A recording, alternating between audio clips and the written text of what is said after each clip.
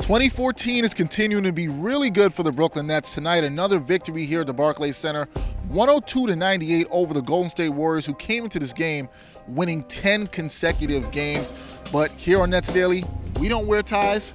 Jason Kidd doesn't wear ties, and that seems to be very successful for the Brooklyn Nets. Another good effort by the Nets. 5 players in double figures, Tom, led by Joe Johnson with 27 points. That's Tom Lorenzo. I'm Dexter Henry, and another good win for the Brooklyn Nets, Tom.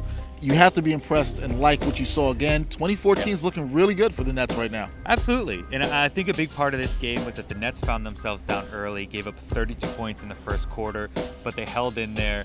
The body language didn't sink. Typically, we've seen last year, 2013, the body language would immediately sink.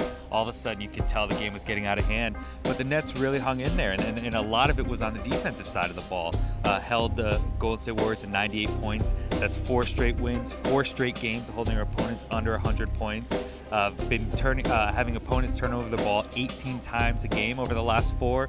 So a lot of it is on the defensive side of the ball. And big credit to Andre Kirilenko, Kevin Garnett at the end of the game getting stops. And the Nets hung in there and played great defense.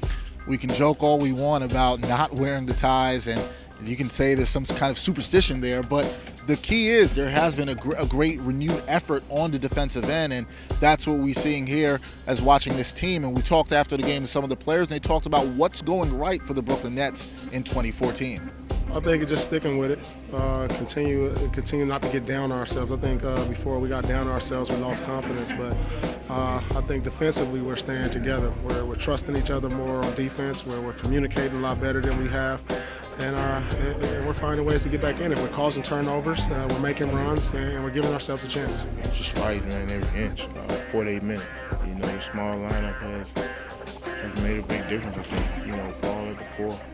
Really spreading the floor, giving Sean Livingston and guys like Darren Williams a lot of room to operate, and we just kind of play off that. All right, Tom, so hot start, 4 in a row to start the new year, but next up is the biggest test of them all. They're playing the defending NBA champions, the Miami Heat. They come here to Brooklyn for the second time this season.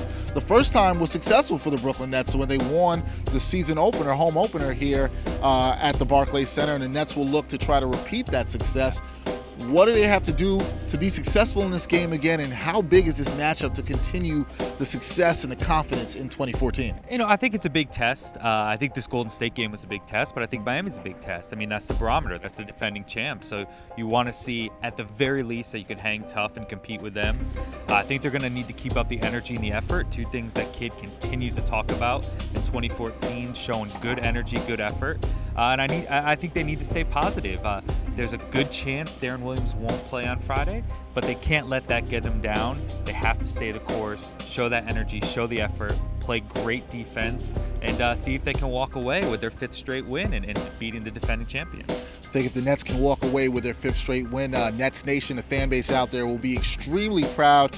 We look forward to covering that on Friday. Should be an exciting one here at the Barclays Center. That's it from the home of the Brooklyn Nets. For Tom Lorenzo, I'm Dexter Henry for Nets Daily.